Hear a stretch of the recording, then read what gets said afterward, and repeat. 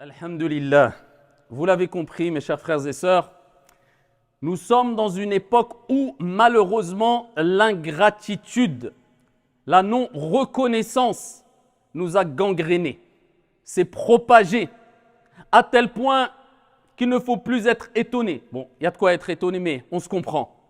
Lorsque tu vois l'enfant devenir un enfant tyran, un enfant roi, un enfant ingrat, envers celles et ceux qui leur ont tout donné. Quand tu vois l'élève ingrat envers ses enseignants, la personne, le concitoyen, ingrat face à tous les services et les bienfaits qu'il rencontre de jour comme de nuit. Les gens n'arrivent plus à dire merci, ou peu importe le terme, un terme de reconnaissance, avec la langue ou avec les gestes. Illa man rahimallah, sauf une catégorie de personnes. Très peu sont-ils, parce qu'Allah Azza wa Jal, lorsqu'il les a décrits, ces personnes-là, il a rappelé qu'ils étaient qalil. Très peu. C'est pour ça qu'il faut toujours demander à Allah Azza wa Jal qu'on fasse partie de cette élite qui sont très peu. Les reconnaissants, pas les ingrats. C'est pour cela que, peut-être aujourd'hui plus qu'hier, il est important de secouer les âmes, et je m'inclus dedans bien sûr, en utilisant souvent des propos un peu durs parce que nos âmes méritent. Quand on parle de cette personne-là, ce type de personne-là, ingrate, non reconnaissante, qui aime penser qu'à sa propre petite personne, égoïste, peu importe ce que les gens vivent, que ce soit son père, sa mère, sa tante, son frère, sa sœur, son prof, son instituteur, la société, toujours dans les plaintes et toujours en train de se concentrer sur sa petite personne, peu importe s'il fait mal à qui que ce soit ou peu importe qui est en face de lui. C'est d'abord nafsi, nafsi, nafsi, moi. Eh bien, nous nous adressons à ce type de personne et je m'inclus dedans en disant à cette personne-là, à ce type de personne, espèce d'ingrat, écoute bien. Il faut savoir que celui qui est ingrat, eh bien, te répondra toujours avec de l'ingratitude parce qu'il a ça en lui, bien que tu te comportes bien avec lui malheureusement, parce que tu ne fais que alimenter son mal. Et c'est pour cela que Al-Mutanabbi Ash-Sha'ir a dit « Idha anta akramta al-karima » malaktahu. Si tu honores la personne noble, si tu te comportes correctement, bien, avec bonté, voire excellence, envers une personne noble qui le mérite, tu vas le conquérir, tu vas gagner son cœur, tu vas recevoir du bien en échange. Mais par contre, wa in anta akramta al-la'ima tamarrada. Mais par contre, quand tu honores, quand tu te comportes bien avec l'ingrat, avec le mauvais, avec le vil, eh bien c'est quoi le résultat? Il va se rebeller. Et c'est ce qu'on voit. Des gens se rebeller malheureusement de par leur ingratitude. Et ça détruit, et ça gangrène, et ça divise, et ça fait très mal. Mais quelquefois on n'en a pas conscience. Et quelquefois on peut le voir chez autrui sans savoir que nous aussi on agit avec ingratitude. De toute manière, l'être humain, à la base, a beaucoup de faiblesses. C'est comme ça, Allah nous a créés comme cela. Donc quand je blâme ma propre personne parce que je m'inclus dedans et je fais partie de annas, les gens. Et Allah, quand il parle des gens, qu'est-ce qu'il dit? Innal insana li rabbihi lakanoud. L'être humain, il parle des gens. Peu importe, de manière générale, l'être humain a un penchant vers le mal. L'être humain a un penchant vers l'ingratitude, vers la non-reconnaissance. Eh bien, Allah Azza wa Jalla nous le rappelle quand il dit « Innal insan » l'être humain, li rabbihi lakanoud. Envers son Seigneur, il agit avec ingratitude. Il ne reconnaît pas les bienfaits, il ne prend pas en considération. Il n'apprécie pas à juste valeur les bienfaits que Dieu lui donne, lui met sur son chemin. « Innal insana li rabbihi lakanoud » Donc, ne sois pas étonné de te voir, de te rendre compte que toi ou d'autres sont ingrats envers leur Seigneur et envers les gens. Et de toute manière, c'est lié. Ne te trompe pas. Puisque le prophète alayhi salatu wassalam nous a rappelé maintes fois dans beaucoup de hadiths avec beaucoup de versions différentes. Kama ja'a fi sahih, man lam yashkurin nas, lam yashkurillah. Celui qui n'est pas reconnaissant envers les gens de manière générale, peu importe leur couleur, leur confession. Quelqu'un t'apporte du bien, dis merci au moins. Au moins, tu ne peux pas lui répondre avec autant de bien, lui faire du bien, le réconforter comme il t'a réconforté, l'accompagner comme il t'a accompagné, le préserver comme il t'a préservé, lui enseigner comme il t'a enseigné. peu importe qui c'est cette personne, au moins, ait la décence de dire merci. Et si c'est un de tes frères ou ta sœur musulmane, barakallahu fik, jazakallahu khayra, la moindre des choses. Mais nous on a du mal même cela, illa man rahimallah. Alors je ne généralise pas, mais c'est une gangrène qui s'est propagée, qui touche beaucoup de gens. Et c'est triste d'en arriver là, c'est vraiment triste. Et retenez une chose, Shaitan aime l'ingratitude et pousse l'insan à l'ingratitude, puisqu'il sait qu'Allah aime al-shukr, shukr ni'am, le fait d'être reconnaissant vis-à-vis des bienfaits qu'Allah subhanahu wa ta'ala te donne ou des gens qu'il met sur ton chemin. Et c'est pour ça qu'Allah azza wa jalla, quand il parle d'Iblis dans le Coran, eh bien, il nous rappelle qu'est-ce que Iblis a dit. Et Iblis dit, je les assaillerai de partout. Il a dit, moi je vais les assailler de partout les êtres humains. Je serai devant eux, derrière eux, de par leur droite, de par leur gauche. Et qu'est-ce qu'il dit ensuite? Wala tajidu aktharahum shakirin. Ya Allah, et tu trouveras que la plupart d'entre eux ne seront pas reconnaissants, ils seront ingrats. Voilà. Et l'ingratitude, voilà, c'est devenu monnaie courante.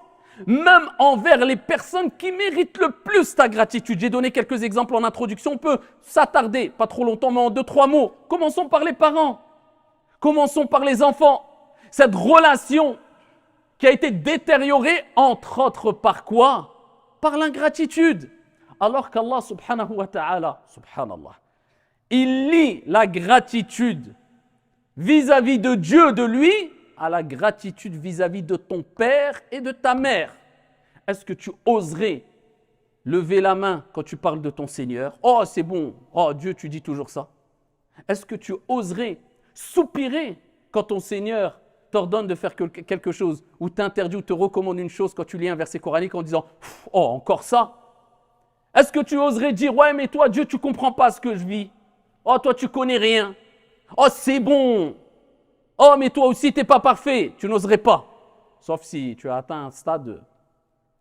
Eh bien, comment tu oses sans mettre au même niveau, bien sûr, hein, la créature et le créateur, mais on se comprend, on parle de, ici, le fait qu'Allah a lié la reconnaissance vis-à-vis d'Allah avec la reconnaissance vis-à-vis des parents. Pourquoi tu te comportes comme ça envers tes parents? À partir du moment où tu as pris un peu d'âge, tu gonfles le torse et plus de reconnaissance, enfant rebelle, toi tu ne connais rien, c'est bon, toi aussi tu as fait des erreurs, oh lâche-moi un peu. Ouais, mais tu es en tort aussi. Et on cherche des petits problèmes tout en rappelant que ni les parents, ni toi, ni moi, ni un savant, ni personne sur la surface de la terre n'est parfait. Et tout le monde fait des erreurs, mais chacun sa place. Allah Azza wa Jalla nous dit dans le Coran, il nous rappelle la bienfaisance envers les parents. On vous a recommandé la bienfaisance, la bonté envers votre père et votre mère, les pères et mères. Votre mère vous a porté wahnan ala wahn. Peine sur peine, ça t'a oublié? Peine sur peine. وَفِصَالُهُ فِي عَامَيْنِ. Et le sevrage a lieu à quel âge? À 2 ans.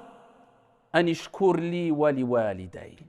Sois reconnaissant envers moi et envers tes parents. Dieu aurait pu dire sois reconnaissant envers... Non, il lit sois reconnaissant envers moi et envers tes parents. Quand Dieu parle dans le Coran de la chose la plus noble, la plus importante auprès d'Allah Azza wa Jalla, tawhid, l'unicité d'Allah Azza wa Jalla. Wa qada rabbuka alla ta'budu illa iyyah. Et ton Seigneur a décrété d'adorer qu'un Dieu unique. Tout de suite après, wa bil walidayni ihsana. Et avec les parents, la bienfaisance, le comportement bon, convenable. Ne leur dis pas ouf, ne soupire pas, prends de leurs nouvelles, sois pas égoïste. Toute leur vie, ils ont pris soin de toi et ensuite quand toi tu grandis et tu fais ta vie, tu te donnes bonne conscience en disant bon, j'appelle une fois par semaine. Non, non, non, non, tu peux être présent physiquement, c'est tous les jours. C'est tous les jours, c'est pas un fardeau tes parents. C'est pas ils se sont occupés de toi pendant les années les plus difficiles où il fallait akramakumullah changer tes couches, se lever pour te nourrir, supporter tes cris. Et ensuite, quand tu voles de tes propres ailes, ouais, c'est bon, j'envoie un petit message, mais garde-le ton message, ils font pas la manche tes parents. Mais tu t'es cru où? La meilleure des choses à donner à ses parents, c'est la présence, c'est pas l'argent, c'est la présence. Et je ne parle pas de ceux qui ne peuvent pas. Je ne parle pas de ceux ou des cas d'exception, où il y a des relations très difficiles entre père et enfant, et souvent les parents ont fait des choses catastrophiques. Je ne parle pas des exceptions, je parle de la généralité, et je critique de ceux Je critique ceux qui font des exceptions, une généralité. Non, non, non. Tes parents, c'est tes parents. Toi, c'est toi. Et chacun sa place. Et la place, quand on a une vision claire et un esprit sain, la place de l'enfant, c'est je respecte mes parents, j'honore mes parents, j'élève mes parents de par mon bon comportement envers eux. Et je ne suis pas un rebelle ingrat. Alors, on ne va même pas aller, et là on parle juste des parents. Alors que dire des grands-parents? Même pas un message, même pas, non, non, c'est bon, c'est que les grands-parents. Mais toi aussi, tu seras parent demain. Toi aussi, tu seras grand-parent, Inch'Allah ta'ala, et qu'Allah nous préserve tous et préserve nos enfants et nos futures générations. Eh bien, kamatadin ou tudan, comme tu fais, on te fera. Mais nous, on réagit qu'avec qu'est-ce que j'aime. Mais on ne fait pas tout ce qu'on aime dans la vie. Quelquefois, tu fais des choses que tu n'aimes pas, mais tu le fais pour faire plaisir aux gens. Même si tu fais semblant, il n'y a pas de problème, fais semblant, mais fais plaisir aux gens. Pense pas qu'à toi, ne sois pas ingrat, sois reconnaissant.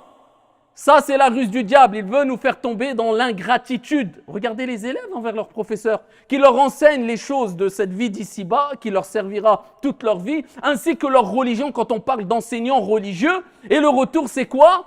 L'ingratitude, jamais de bonnes paroles, voire dans les écoles, on entend que maintenant les professeurs sont insultés, voire on les frappe. C'est quoi ça? C'est pas de l'ingratitude. On est où là? À l'époque où il y a 20 ans, 30 ans, juste, je ne dis pas il y a 100 ans, hein, nos parents connaissaient la valeur des enseignants. C'est pour ça qu'ils avaient tendance, comme je le disais la dernière fois, souvent de prendre parti directement avant même d'avoir écouté les deux parties. Mais c'était quel parti qu'ils prenaient? Le professeur, c'est l'enseignant. Je tends vers lui. Maintenant, c'est l'inverse.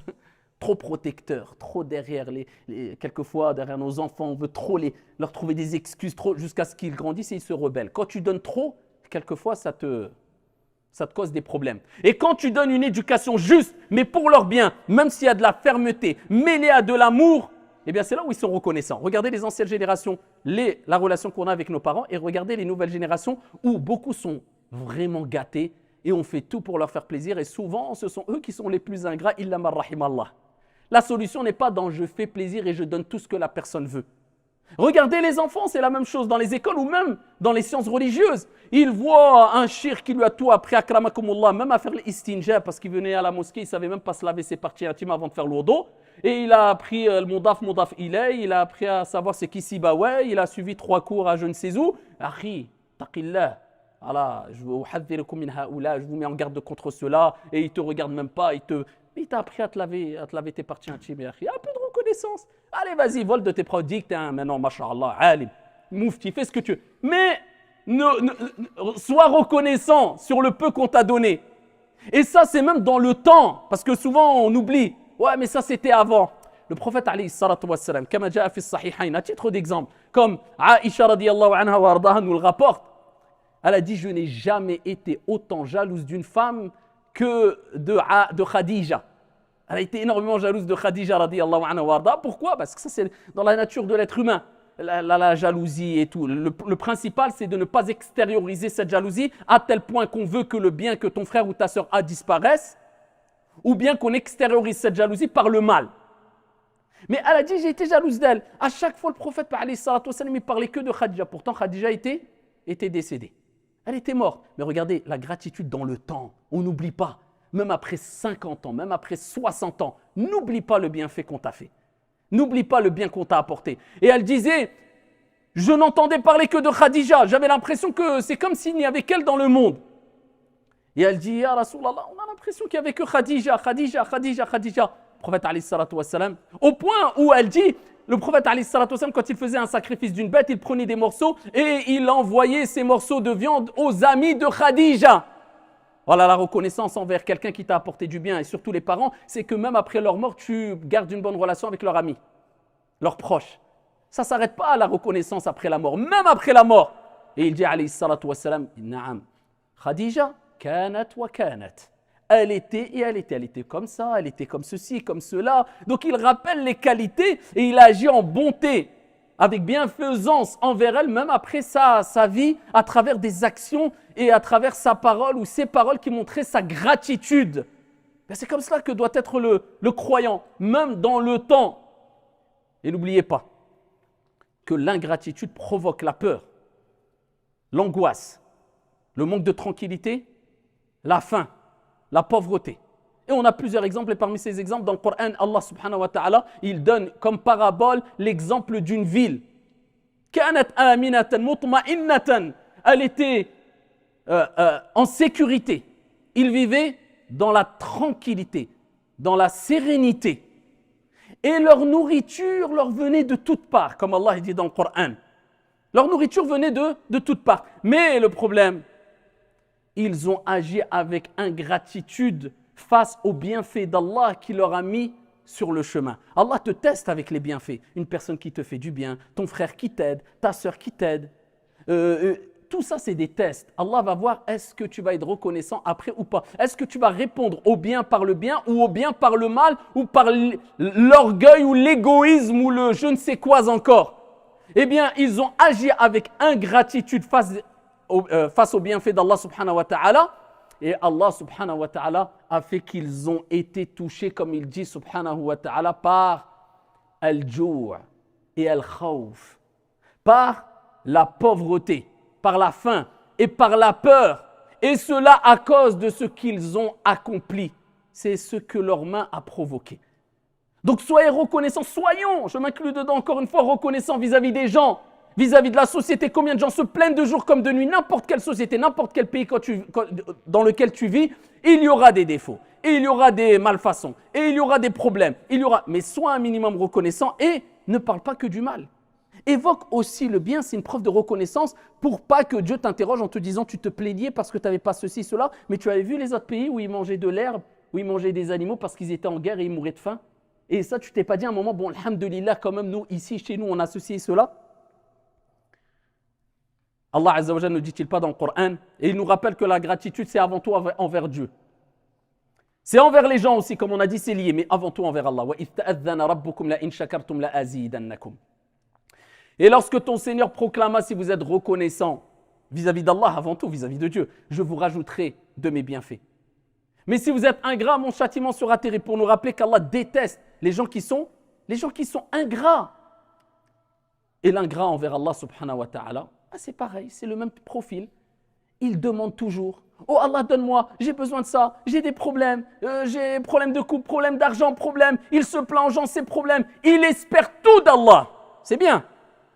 Mais toi, tu donnes quoi à Allah, bien qu'Allah n'ait pas besoin de toi? En fait, on a ce comportement d'égoïste, on a ce comportement de « je fais que ce que j'aime ». Mais oui, mais dans la vie, on ne fait pas tout ce qu'on aime. On ne fait pas que tout ce qui est facile. Il y a des choses difficiles. Et oui, se lever à la prière de l'Fajr, ce n'est pas facile. On va dire « ouais, la religion, c'est que facilité ». Non, il y a des facilités quand il y a des difficultés qui ne peuvent pas être surmontées. Mais il y a des difficultés aussi. Ah, mais c'est dur. Ah bah donc toi, tu veux, mais tu ne donnes rien. Ça marche pas comme ça. Dans aucune société, dans aucune règle, dans aucune collectivité.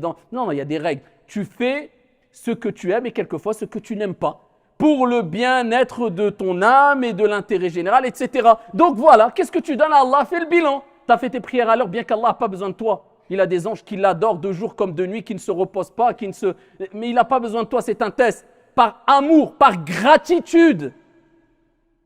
Nous, on ne sait même pas si on va sentir l'odeur du paradis, illa man rahim Allah, et on fait quelquefois les actes d'adoration comme si c'était une corvée. Ouais, mais il ne faut pas exagérer, mais ceci, mais cela. Le prophète, alayhi salatu wassalam, vous connaissez tout le hadith, il priait jusqu'à ce que ses pieds se fendent. Aïcha dit, ya Rasulallah, t'es voué au paradis, tes péchés. Passé, présent, futur ont été pardonnés. Pourquoi tu pries autant au prophète? Il n'a pas dit je prie pour gagner le paradis parce que j'ai peur de l'enfer. Non, c'était un autre niveau. Il a dit, ya Aïcha, oh Aïcha, ne serais-je pas un serviteur reconnaissant? Voilà. Il l'a fait par amour, par reconnaissance pour dire merci à Allah. Je le fais avec plaisir. Ce n'est pas une corvée la prière, c'est pas, non, je te dis merci parce que je suis fier et c'est un honneur pour moi de faire partie de tes serviteurs qui un jour auront l'honneur, incha'Allah ta'ala, de te voir. هذا وصلوا وسلموا رحمكم الله